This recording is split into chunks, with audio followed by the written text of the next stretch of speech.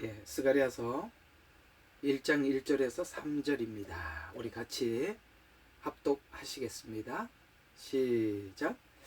다리오의 7위 제2년 18째 달에 주의 말씀이 선지자 이도의 손자 베레기야의 아들 스가랴에게 임하여 말씀하시기를, 주는 너희 조상들을 심히 불쾌히 여기느니라. 그러므로 너는 그들에게 말하라. 만군의 주가 이같이 말하노라. 너희는 내게로 돌이키라. 만군의 주가 말하노라. 그리하면 내가 너희에게로 돌이키리라. 만군의 주가 이런 말하노라. 아멘. 여기까지입니다. 자, 오늘은 본문으로 바로 들어가는 것은 아니고요. 어떤 이야기를 좀 해보려고 하냐면, 스가랴 들어가는데 참 이게 앞에 전주곡이 너무 길지요. 너무 긴 게 좋습니다. 이제 길게 잘 방향을 잡아 놓으면 이제 들어가면 쉽게 지나갈 수가 있고, 처음에 방향을 잡아 주지 않으면 성도들이 하면서 계속 이게 지금 어느 방향으로 가는 건가 계속 여러분들에게 찾아내다가 은혜 받아야 될 시간에 그걸 찾다가 그냥 놓쳐버리게 되죠. 네, 여러분, 이 예언서가 가지고 있는 굉장히 특이한, 다른 성경과 예언서가 좀 차이가 있어요. 특별히 예언서를 가지고 우리가 일반적인 설교를 하려면 그 일반적인 설교를 하기가 굉장히 어려운 게 또 예언서입니다. 여기는 우리가 일반적인 설교문이 나와 있지 않고 예언은 예언으로 풀어야 되기 때문에, 예언서는 예언서와 함께 그게 풀어지지 않는 사람이 예언서를 손을 댄다는 것은 사실 스스로가 함정에 빠져들게 돼서 나중에 그 함정에서 빠져나올 수가 없어요. 그러니까 예언서를 사실 어떤 예언서 한 권이라도 시작하기가 무서운 이유가 뭐냐면, 예언서는 예언서와 함께 풀어야 되는데, 어차피 예를 들어서 에스겔서를 풀겠다. 그래서 에스겔서에 손을 대면 자연스럽게 다니엘서하고 모든 예언서하고 다 연결이 돼야 돼요. 그러니까 에스겔서 한 권으로 지나갈 수 없는 게 예언서가 가지고 있는 특징이에요. 그러니까 예언서가 전체적인 예언서의 윤과 그림 전체를, 그러니까 우리가 퍼즐을 가지고 맞출 때 전체 그림을 알아야 퍼즐을 갖다 끼워 넣을 거 아니에요. 그렇죠? 근데 이게 전체 퍼즐을 모르는데 퍼즐 한 개만 아무리 설명을 해도 듣는 사람도 모르고 설명하는 사람들도 모르게 돼 있는 게, 이게 예언서가 가지고 있는 특징이에요. 근데 이예언서를 하나님께서 특별히 왜 이렇게 어렵게 만들었냐, 또 이렇게 모든 사람들에게 공개가 안 되고 누구나 이렇게 설명을 하기가 어렵게 만들었냐면, 예언서에 사단의 방해가 강력하게 심하기 때문에 그렇습니다. 왜냐하면 하나님의 일정, 예를 들어서 대통령이 하는 거는 모든 스케줄은 비밀이잖아요. 그걸 누군가에게 다 공개를 해버리면 대통령을 추궁하고 대통령을 이렇게 따라하는, 좋아하는 사람도 있지만 반대 세력들은 어떻게 하든지 그 대통령에 해를 끼치려고 하지 않겠습니까? 그러니까 그런 건 다 비밀이잖아요. 그러니까 비밀리 움직이기 때문에 누구든지 알 수가 없어요. 무슨 말이냐? 예수님이 이런 말씀을 하셨죠. 하나님 나라의 비밀을 아는 것이 너희에게는 허락되었지만 저희에게는 안 됐단 말이에요. 저희는 누굽니까? 예수님의 사역을 반대하는 사단의 추종자들, 그에 협력하는 자들에게는 이 예언을 막아두었다는 것이죠. 하나님의 비밀을 감춰놨다는 거예요. 똑같이 글은 읽을 수는 있는데 글을 읽는다고 알 수 있는 게 아니라, 이건 하나님께서 예언서는 누구나 다 공개가 됐지만 누구나 알 수 있는 게 아니라는 거예요. 그러다 보니까 어떤 예언서를 들어가더라도 손을 대기 시작하면 모든 예언서를 손을 대야 돼요. 왜냐하면 이 예언서하고 저 예언서하고 충돌이 돼버리면 나중에 설명을 할 수가 없게 되는 거거든요. 그러니까 이런 차원에서 보면 이 예언서가 그런 성격을 가지고 있는데, 예언서는 우리 믿는 신자들에게 왜 주셨냐면 담대하게 하려고 하는 겁니다. 지금 우리가 되어져가는 소식들은 기근, 전쟁, 이런 소식들, 지진 예고되어 있죠. 일본 지진도 예고되어 있잖아요. 이런 소식들은 성경에 예언한 그대로 지금 되어가고 있는 겁니다. 예언서를 아는 사람 두려울 게 하나도 없어요. 왜? 주님 오시기 전에 일어날 일들이라고 말씀을 하셨으니까. 도리어 이런 일들은 우리에게 주님 오심이 임박했음에 대한 소망을 주는 메시지지만, 그렇지 않는 사람들에게는 이 세상이 왜 이러냐, 왜 이렇게 온 곳곳에, 지구 곳곳에 전쟁 소문이 난무하고 이렇게 사람들로 하여금 이렇게 불안에 떨게 만드냐, 이런 생각이 들지만, 우리에게는 하나님 역시 살아계시는구나, 역시 하나님은 말씀하신 대로 역사를 이끌어 가시는구나, 이거 뒤에는 주님이 이거 하신다고 그랬지, 그래 이제 주님 재림이 임박했구나, 우리는 도리어 마음에 막 흥분이 되죠. 아니 뭐 지진이 난다고 흥분이 되는 게 아니라 주님 만날 날이 가까워는 거에 대해 기대가 더 부풀지요. 역시 하나님이시구나, 이런 생각이 들지 않겠습니까? 그러면 사단도 대략 이런 거는 제가 한 말 이 정도는 알거든요. 그러니 어떻게 하든지 사람들을 더 속이고 더 복음 앞으로 나가지 못하게 하고 더 두렵게 만들고 이렇게 하려고 하겠죠.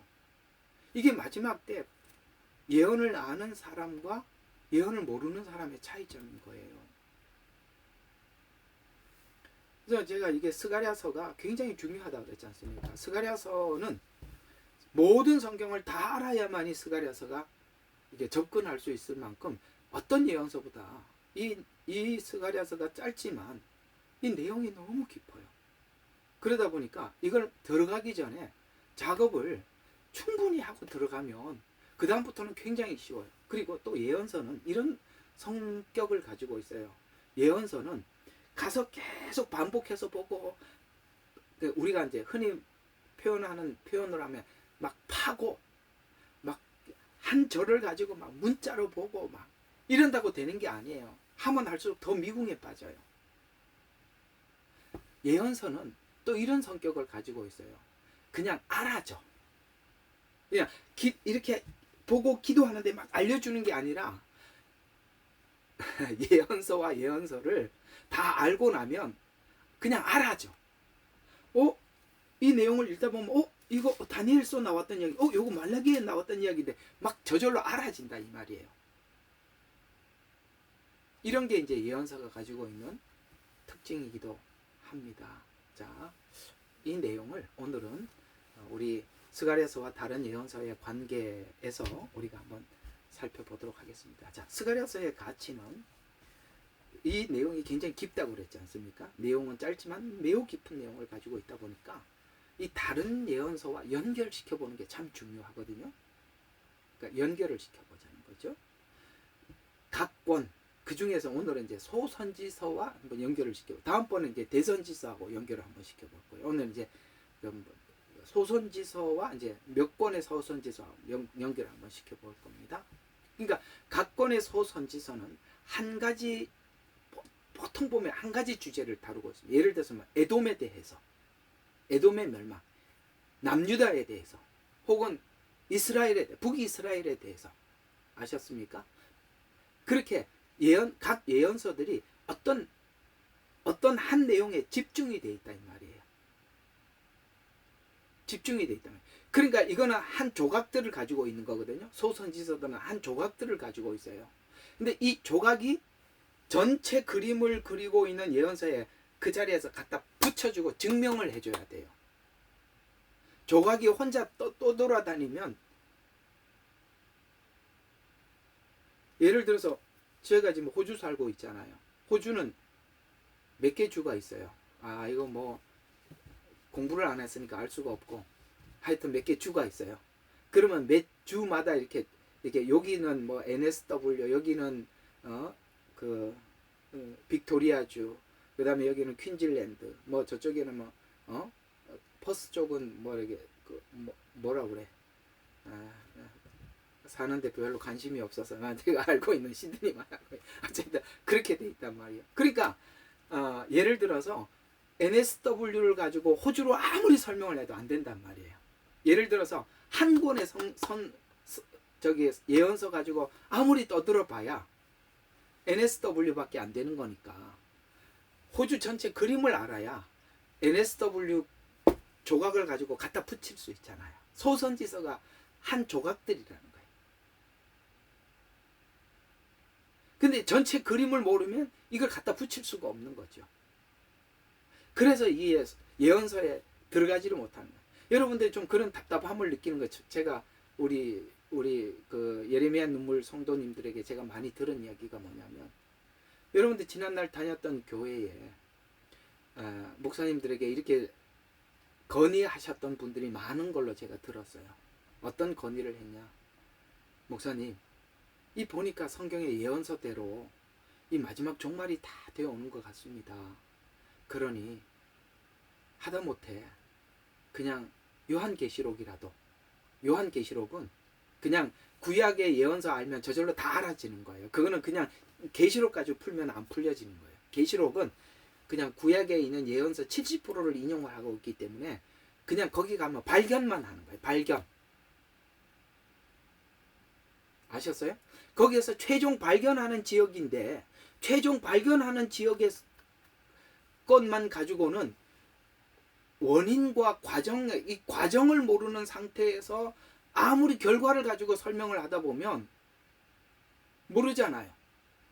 우리가 금덩어리, 이제 예를 들어서 시계를 하나, 시계라는 완성품이야 이게. 그죠? 보이죠? 여기 시계라는 완성품이에요. 근데 이 시계라는 완성품 안에는, 안에 이 시계가 초침이 이렇게 돌아가고 있는데, 이 초침이 돌아가기 위해서는 안에 많은 부품들이 있단 말이에요.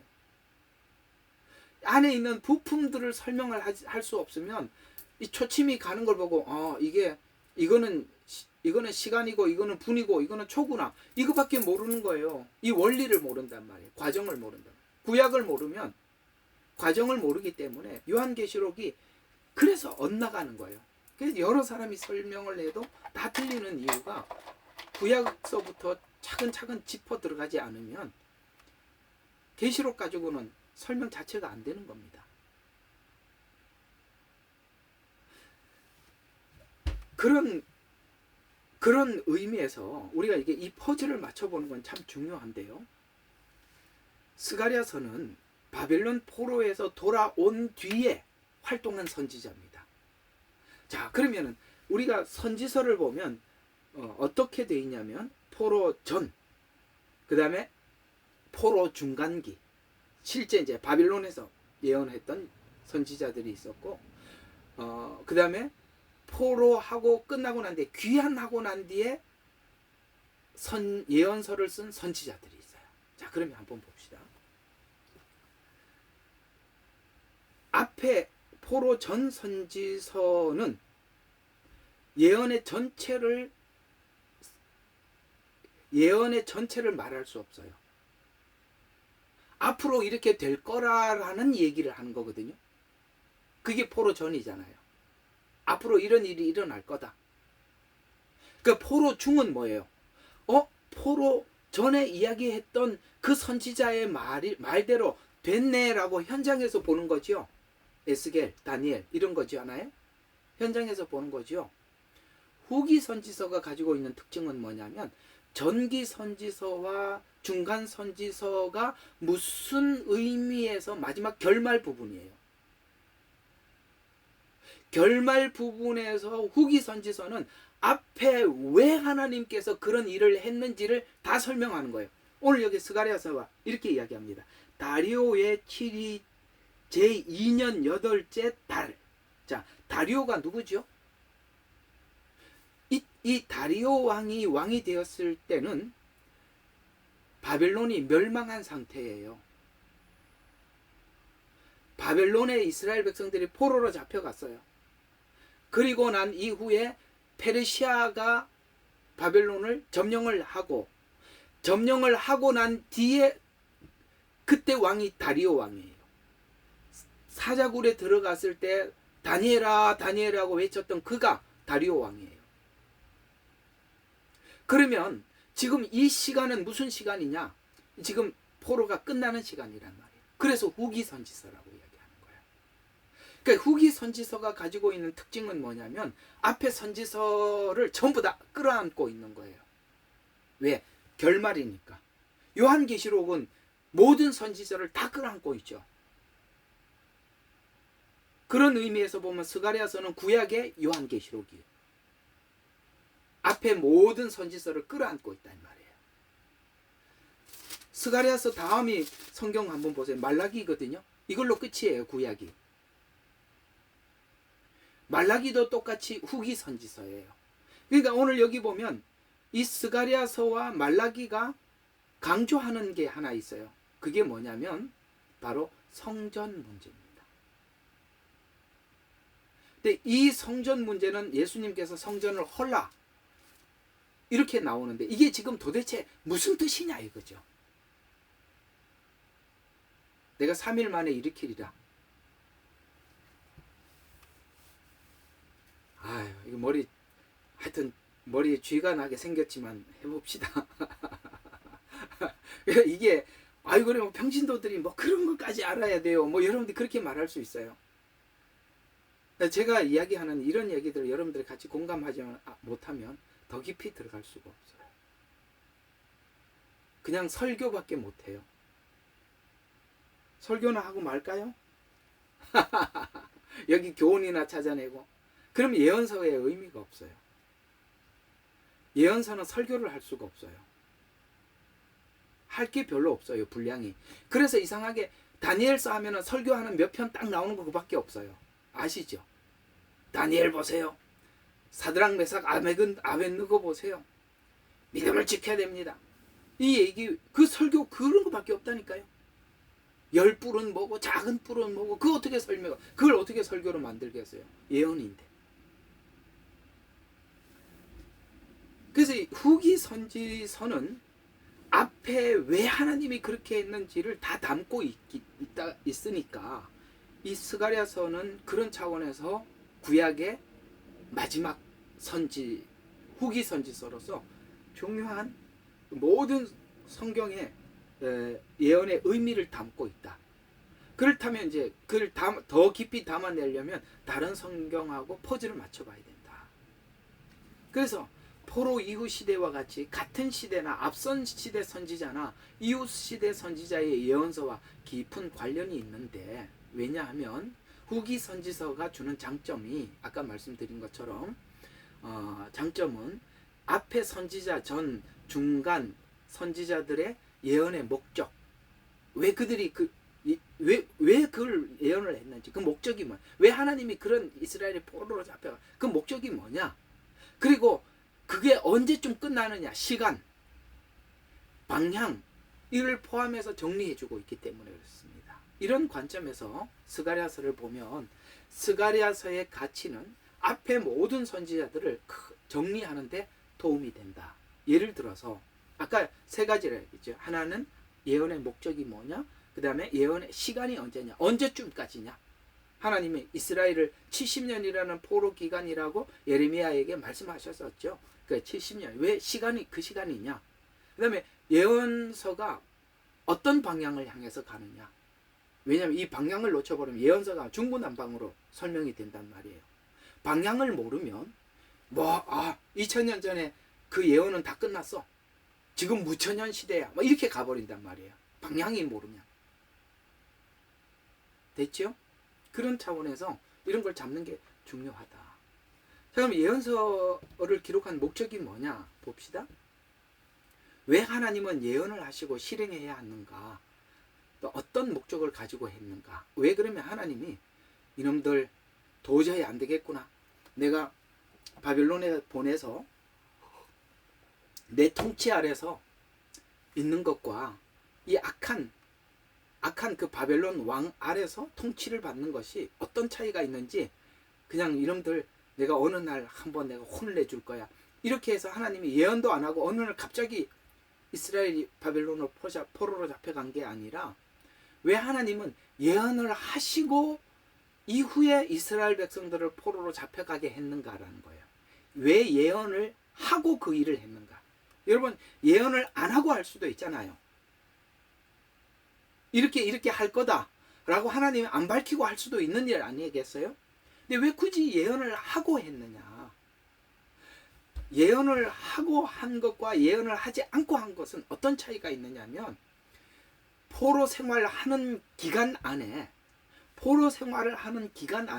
미리 예언을 해두면 어떤 유익이 있느냐면, 왜 내가 포로로 잡혀오게 되었는지를 전기 선지서들이 지적한 내용을 가지고 자기를 돌아보는 기회가 되지만, 예언을 하지 않고 와 있으면 내가 왜 여기 와 있어야 하는지, 왜 이러다가 끝난다 이 말이에요. 제가 여러분들에게 설교를 하면서 자꾸 이렇게 설명을 자꾸 해드리는 이유는 뭐냐면, 그냥 설교만 이렇게 성경을 여기 끼워 맞추고 그냥 성경만 끼워 맞추고 이렇게 얘기만 하고 나면 여러분들이 이건 왜 이런 말씀을 하셨지? 왜 이렇게 하면은 여러분들에게 실제 와닿는 게 없잖아요. 예언을 하고 와 있었기 때문에 드디어 그들은 그토록 외쳤던 예레미야가 뭐라고 말을 했었는지, 이사야가 도대체 뭘 말했었는지를 여기 와서 드디어 생각하는 거예요. 하나님의 종들 중에서는 이런 역할을 맡은 종들이 있어요. 지금 말을 해도 아무도 못 알아들어. 혼자 떠들어. 이제 나중에 이제 내가 예레미야 이야기를 한번 할 테니까, 예레미야는 어떤 마음으로 어떤 심정으로 사역을 했냐면, 하나님께는 속았다는 생각이 들고 왜요? 가라고 그랬더니 가면 엄청난 일이 있을 줄 알았는데, 갔더니 사람들인데 침뱉음을 당하고 별짓 다 당하는 거야. 아니 가라 그랬고 왔는데 오면은 막 한마디 외치면 그냥 하나님 잘못했습니다, 엉엉 울고 회개할 줄 그런 놈은 하나도 없고, 그래 하나님 가라 그랬고 왔는데 이게 내가 지금 뭐냐 이런 생각이 들고, 근데 속에서는 뭐가 나오냐면, 내가 말을 하지 않으면 불이 붙어. 여러분 이게요, 사람 진짜 딱 이걸 보고 참 내 이 말 쓰지 말자 그랬잖아요, 그죠? 뭐 장한다 이 말이에요. 진짜 미칠 지경인 거예요. 왜? 해보니까 아무도 안 돌아오고 내 속에는 불 붙고, 그러니까 말을 안 하자니 불이 타고 하자니 속은 것 같고, 이해가 가지요? 하면 욕만 얻어먹고, 도대체 이게 지금 나는 뭔가라는 생각이 왜 안 들겠어요? 그러나 하나님은 예레미야의 말을 땅에 떨어뜨리지 않으시고 바벨론에서 빛이 나게 하신 거예요. 이런 사명을 맡은 종이 있다는 거예요. 사람들은 그 가치를 몰라. 그 가치를 몰라요. 아무도 몰라줘요. 그러나 언젠가는 그 말이 빛날 날이 온다 이 말이에요. 그래서 예언을 하시고 포로로 잡혀가게 한 거예요. 앞으로 7년이 다가올 겁니다. 이게 이제 실제적인 우리 현실로 비춰보면 7년이 오기 전에는 이런 것들이 다 전조다. 7년 환란이 다가오기 전에 이런 일들, 전쟁이 있고 기근이 있고, 그 다음에 난리의 소문을 있고, 나라가 나라를, 민족이 민족을, 이 민족이 민족이라는 말, 우크라이나 러시아는 민족전이에요. 같은 민족들이잖아요. 나라와 나라, 지금 파키스탄하고 인도도 민족전이에요. 같은 민족들이에요. 나라와 나라는 전혀 다른, 예를 들어서 중국하고 미국하고 싸운다 그러면 그게 나라와 나라예요. 이렇게 전쟁의 소문이 막 들린단 말이에요. 이건 다 뭐냐, 7년 들어가기 직전에 있을 일들에 대해서 말씀하신 거예요. 그러니까 우리가 예언이라는 것이 지금 우리에게 뭘 주고 있다고요? 우리는 다 알고 있다니까요. 다음번에 뭐가 올지. 근데 7년이라는 시간을 왜 하나님이 허락했는지도 우리 알죠. 엄청난 대부흥 대추수가 있을 것이다. 이게 요한계시록에서 말씀하고 있는 거예요. 흰옷 입은 셀 수 없는 무리들이 하나님 앞에 돌아올 것이다. 이 7년 후.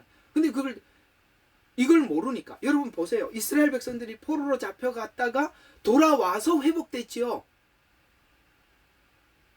7년 환란도 똑같은 거예요. 이걸 통해서 많은 사람들이 회복될 거라는 거예요. 똑같은 이게 같다 이 말이에요. 같다. 예? 그래서 구약에서 알고 계시록을 보라는 거예요. 같다. 이렇게 된 겁니다. 그러니까 경고를 하는 목적은 회복을 위한 거라는 거예요. 또 하나는 회복의 주체가 누구냐 이거예요. 사람이 스스로 회복이 되는 게 아니라 예수님만이, 그러니까 그들이 드디어 예수님을 찾게 된단 말이에요.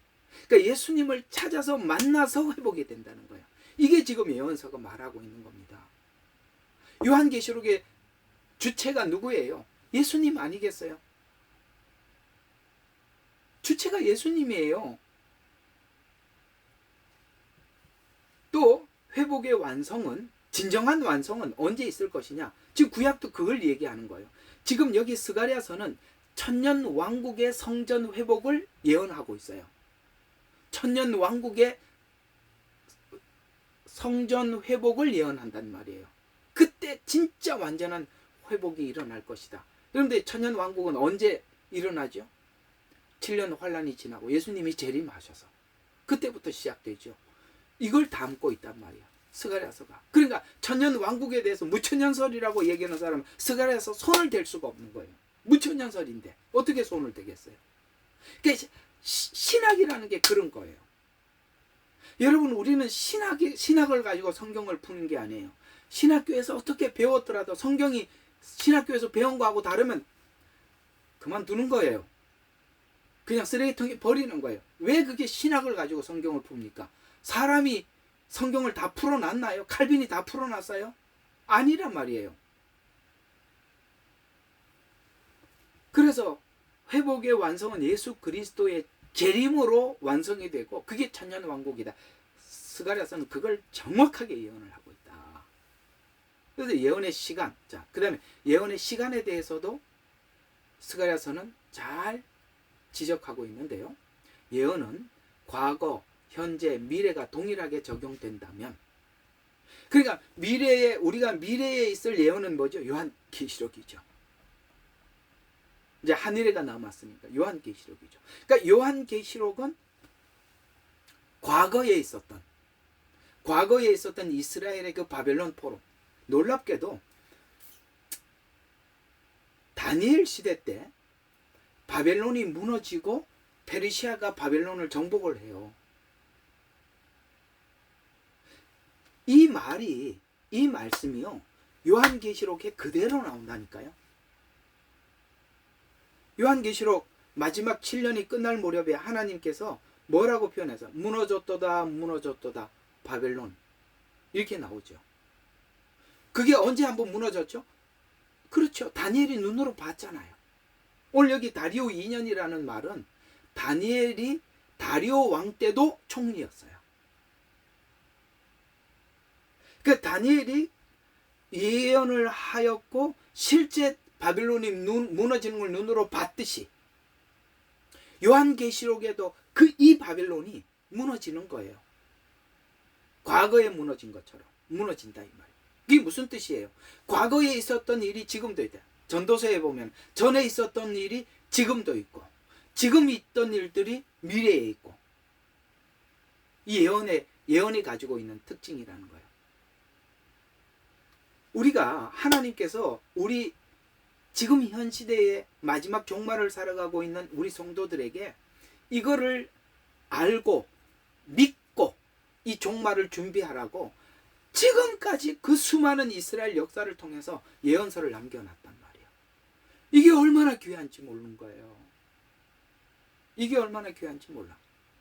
이걸 몰랐더라면 우리는 이게 마지막 요한계시록을 강의하시는 분들은 조심해라, 이를 악물고 표받지 마라 그랬는데, 저는 이를 악물고 표받지 말라고 말하지 않겠습니다.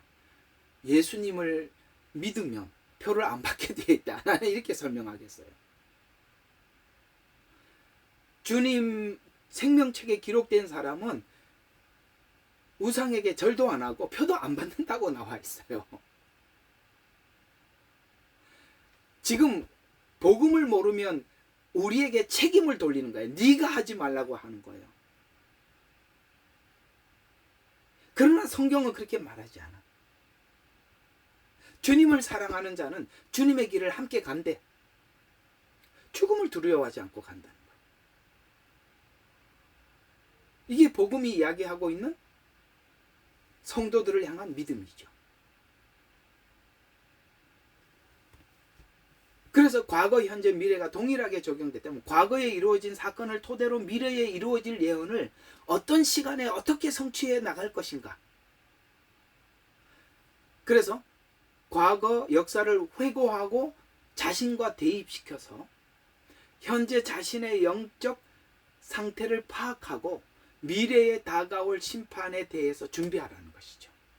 아, 그렇구나. 과거에 이렇게 일이 있었구나. 미래에도 이런 일이 있겠구나. 그때 믿음의 사람들은 어떻게 준비를 했었나? 그렇구나. 나도 이렇게 준비를 해야 되겠구나. 사드락, 메삭, 아벳느고가 하나님 앞에 어떻게 보호를 받았느냐? 하나님이 저 굴 속에 들어가서 거기서 벌벌벌 떨면서 시간을 보낸 게 아니라 다음 대학에 나가서 나 그리 아니하실지라도 나는 우상에게 절하지 못하겠소. 이렇게 얘기했더니 하나님께서 그 불구덩이에서 보고 보호하시더라. 그렇구나. 우리가 믿음을 지키고 시인을 하고 거기서 주님을 믿고 나아가면 그때서야 하나님께서는 불 속에서도 보호하시는구나. 이렇게 믿으라고 설명을 하고 있는 거예요. 예? 저 땅속에 굴이나 파가지고 거기서 발발발 떨고 살지 말고, 예? 그렇게 믿음을 지키라. 하나님의 보호가 있다. 믿어라. 이게 성경 이야기잖아요. 그렇죠? 그래서 과거를 예를 들어서 미래에 이렇게 준비하라. 이렇게 말씀하신 것입니다. 또 예언의 방향. 아까 말씀드린 것처럼 예언의 방향을 놓쳐버리면 무천년설도 나오고, 그죠? 뭐 후천년설, 전천년설, 이게 오만 잡동사니가 다 나오는 거예요. 이게 오만 잡동사니가 어디 이게 표준어는 분명히 아닌 것 같고, 하여튼 알아서 들으세요. 자, 그래서 예언의 방향이 어느 지점, 목적지가 어디냐 정해두고 어느 방향으로 가는가, 이 방향을 잘 설정을 해야 된다. 그러면 초림으로 인해서 방향이 이렇게 돼 있단 말이죠. 초림으로 회복을 시키고 재림으로 하나님께서 심판과 통치가 이루어진다. 그러니까 하나님께서 심판을 미리 하는 게 아니라 회개할 기회를 주기 위해서 초림에 우리에게 은혜를 베풀어 주신 거예요. 이해가 가시죠? 그렇게 방향. 그래서 초림과 재림의 특징이 뭐냐? 초림은 회개를 위한 것이라면 재림은 회개하지 않은 자들에게 심판하기 위한 것이라는 것이죠. 그러니까 하나님 기회를 먼저 주고 심판하시겠다는, 이게 방향성이다. 또 하나, 공의와 정의의 완성인 천년왕국. 진짜 천년왕국은 하나님의 속성이 그대로 드러나 있는 곳이죠. 공의와 정의가 완성된 곳. 또 영원한 언약의 실체인 장소인 새하늘과 새 땅. 이렇게 딱 설정이 돼 있단 말이에요. 자, 그러면 한번 봅시다. 7년 환란 오기 전에 인재앙에 1, 2, 3, 4, 2 인재앙을 통해서 이 네 재앙을 통해서 7년 환란이 다가왔다라는 거 우리에게 나팔을 불어서 사인을 해주시고, 맞죠?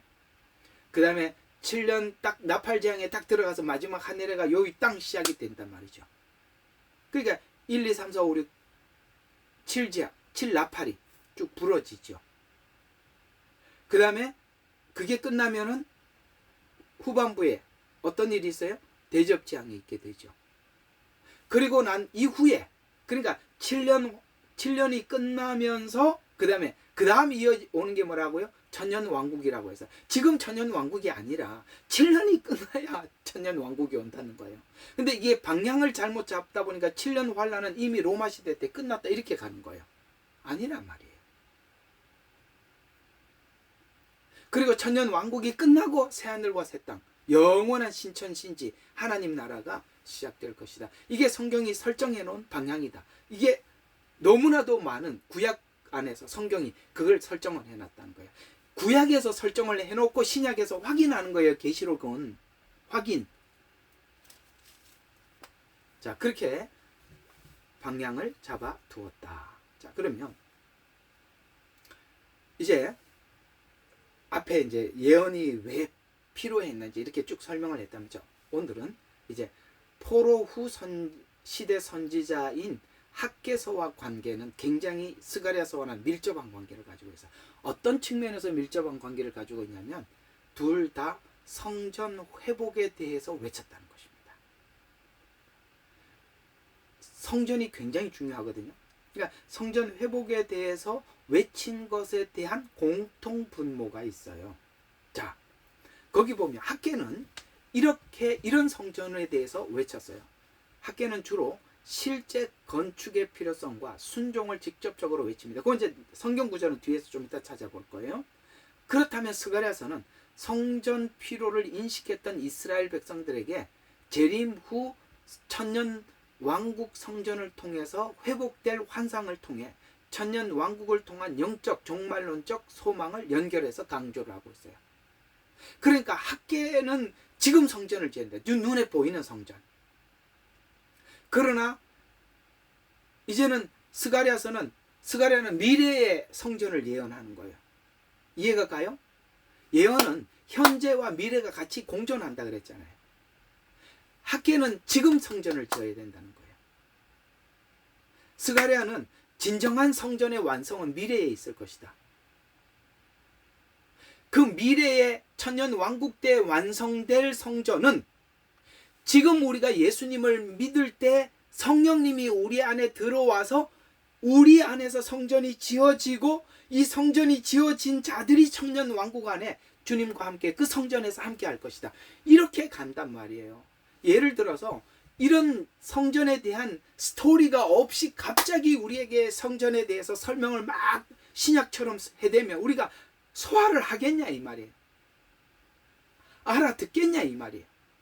성전의 필요성을 느끼고 성전이 필요합니다라고 말을 해야 되고, 외형적인 성전으로는 우리가 신앙이 회복이 안 된다는 걸 알아야 하나님 그 성전이 주님 안에 내 안에 들어오셔야 합니다라고 구하게 되잖아요. 이해가 갑니까? 왜 성령님이 우리 속에 들어와야 된다는 것을 이렇게 설명을 해왔다 이 말이에요. 성경에는 이렇게 말해요. 너희가 하나님의 전인 줄 알지 못하느냐라는 말이 그냥 나온 말이 아니라 이 스토리를 알아야 이걸 받아들인다 이 말이에요. 어때요? 내용이 더 깊어져 가지요? 예언을 알면 우리가 몰랐던 부분들이 확 열리는 거예요. 자, 한번 계속 봐요. 그래서 학개는 지금 당장 실물의 성전을 건축하라고 강하게 요구하고 있습니다. 학개서 1장 3절에서 8절. 학개서는 그것도 바로 앞에 있어요. 되게 편하게 돼 있어요. 학개서는 앞에, 말라기는 뒤에. 그러니까 멀리 찾으러 가지 말고 1장 3절에서 8절. 누가 좀 읽어봐줘요. 누가 좀 읽어봐주세요. 학개서 1장 3절에서 8절입니다. 그때 선지자 학개를 통하여 주의 말씀이 임하여 말씀하시니라. 오 너희들아, 이 집이 황폐하였는데 너희가 너희의 지붕 덮은 집들에 거하는 것이 합당하냐? 그러므로 이제 만군의 주가 이같이 말하노라. 너희는 너희의 행위를 숙고해보라. 너희는 많이 심었으나 적게 가져오며 먹어도 배부르지 아니하고 마셔도 흡족하지 아니하며 입어도 따뜻하지 아니하고 삭슬 받는 자도 삭슬 받아 구멍난 주머니에 넣는도다. 만군의 주가 이같이 말하노라. 너희는 너희의 행위를 숙고해보라. 너희는 산에 올라가서 나무를 가져다가 집을 건축하라. 그리하면 내가 그로 인하여 기쁨을 얻고 또 영화롭게 되리라. 주가 말하노라. 아멘. 아멘. 무슨 말이냐면 이스라엘 백성들이 여호수아, 여기 보세요. 1장 1절에 보면 여호사닥의 아들 대제사장 여호수아에게 임하여 말씀하시니라 이렇게 나와요. 이게 지금 스가랴에서 또 나와요. 그 대제사장 여호수아가 하나님 앞에 이게 이렇게 더럽혀진 옷을 입고 서는 거로 나와요. 똑같은 이야기예요. 이게 무슨 이야기냐면 이스라엘 백성들이 돌아와서 성전을 건축하겠다고 1차 귀환을 했었어요. 대제사장 여호수아를 중심으로. 근데 와서 성전을 건축하러 왔다가 뭘 하고 있는지 보세요. 자, 그때 학개를 통해 주의 말씀이 임하여 말씀하신 너희들아 이 집이 황폐하였는데, 여기서 말하는 이 집은 뭐냐? 하나님의 성전을 이야기하는 거예요. 하나님의 성전은 황폐했는데 너희가 너희 지붕 덮은 집들에 거하는 것이 합당하냐? 이게 무슨 뜻이에요?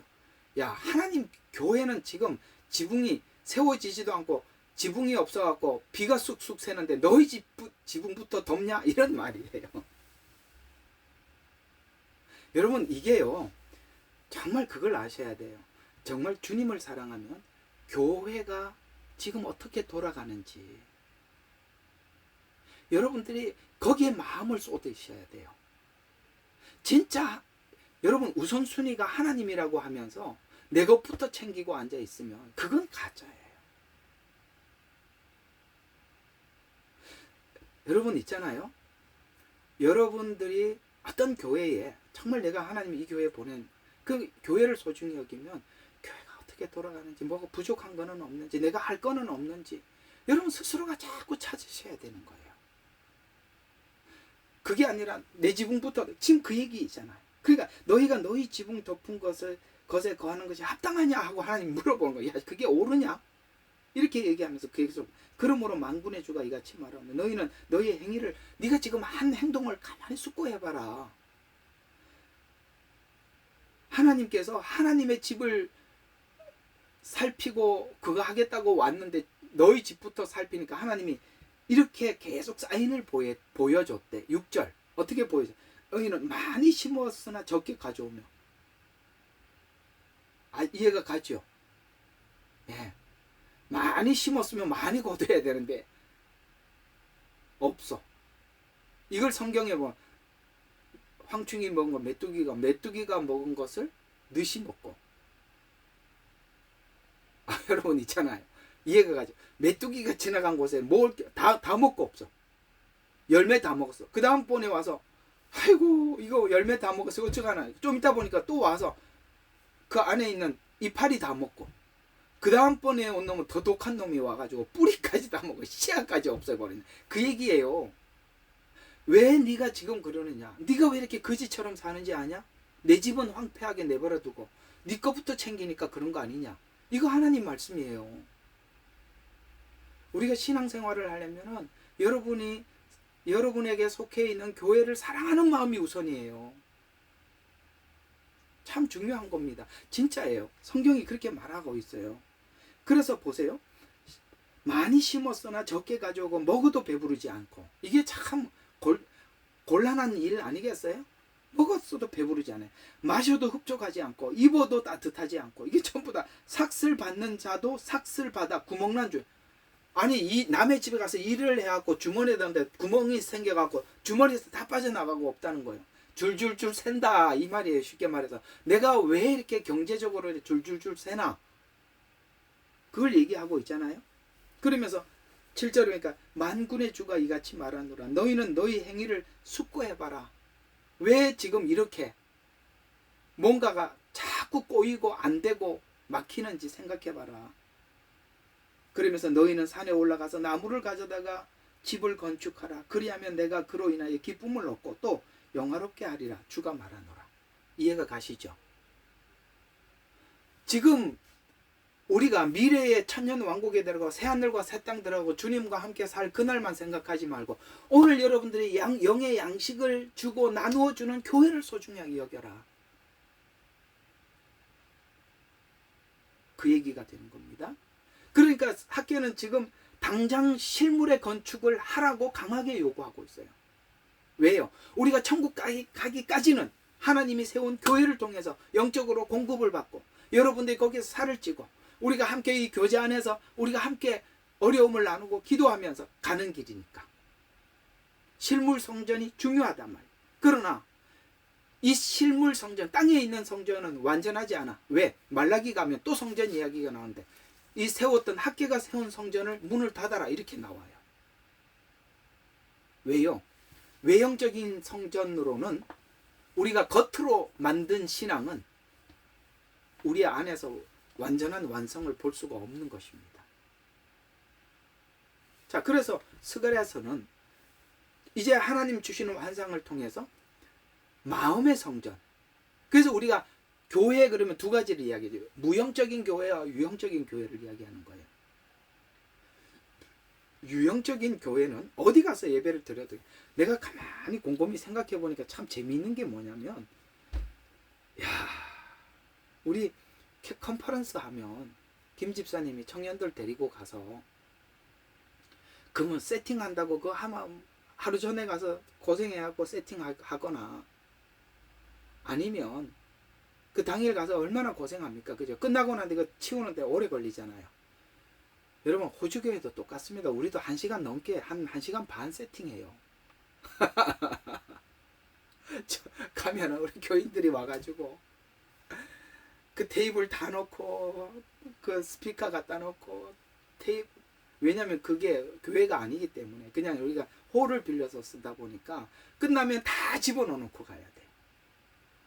또 시작하면 다 꺼내놔야 돼. 아, 이게 보통 일이 아니에요. 아주 그냥 몇 명이 매달려 가지고 해야 돼요. 야, 예레미야 눈물 교회도 그렇고 호주 교회도 그렇고 우리는 진짜 그 고정형 성막이 없구나. 이거 텐트를 들고 다니는 거구나.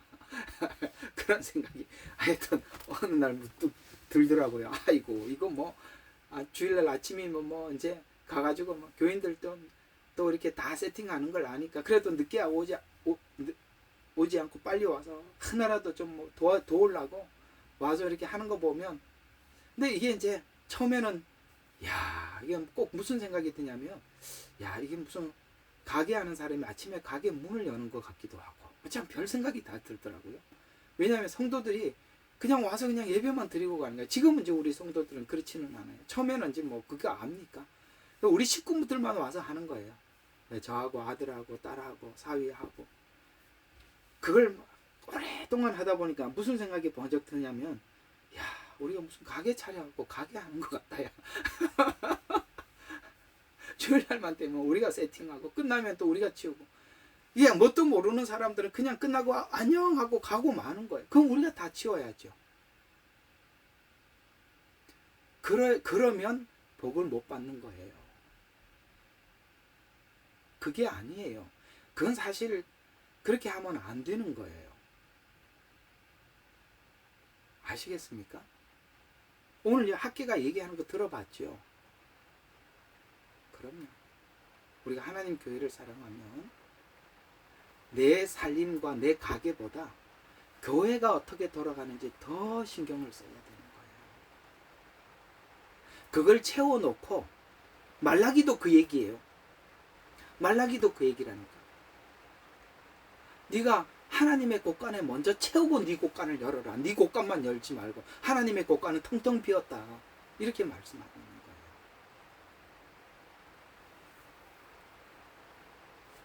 헌금 이야기를 교묘하게 한다. 이렇게 생각하면 안 돼요.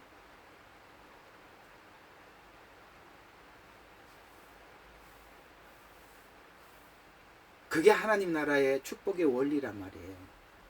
자, 계속 봐요. 그래서 회복될 환상을 통해서 천년 왕국을 통한 영적, 종말론적 소망을 연결해서 강조를 하고 있어요. 그러니까 스가랴는 현재 이 성전이 마지막 천년 왕국 성전까지 쭉 가는 거예요. 이 성전이 여기서 끝나는 게 이 성전의 의미를 천년 왕국까지 쭉 잇는 거예요. 근데 그 스가랴가 말하고 있는 성전의 의미를 사람들이 알아들으려면 학계가 말하는 말도 사실 알아들으려면 포로 전에는 학계가 와서 외치면 콧방귀 낄 거예요. 맞죠?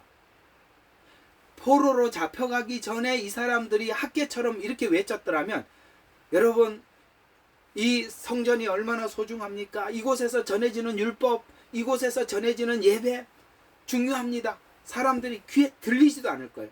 근데 학계 이야기가 들리게 된 이유가 뭐냐? 바빌론에서 혼나봤거든요. 그러니까 학계 이야기를 듣기 시작하는 거예요. 맞아. 내 지붕이 우선이 아니라 하나님 전을 지어야지. 이 생각을 하는데, 이 생각이 들었기 때문에 스가랴 이야기가 그 미래까지 가는 걸 이야기를 들을 수 있는 거예요. 이해가 가요? 하나님은 우리가 아무것도 모르는데 그냥 집어넣어 주지 않는단 말이에요.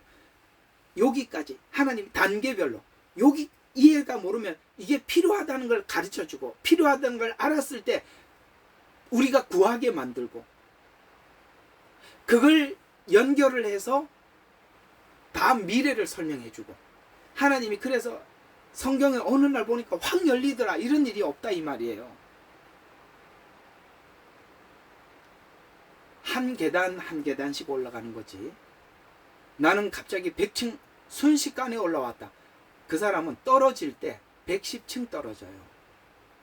하나님 그렇게 올리지 않습니다. 하나하나 올리는 거예요. 하나님의 지식도 더하기 하고 빼기 하고 곱하기 하고 나누기 하는 거지. 나는 더하기 하면서 갑자기 2차 방정식까지 올라갔다. 그런 거는 없다 이 말이에요. 그런 거는 없다. 예?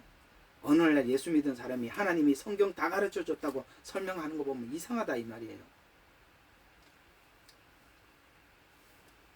스가랴서는 환상을 통해서 마음의 성전이 인간의 힘이 아닌 하나님의 영으로 지어진다 라는 것을 말해줘요.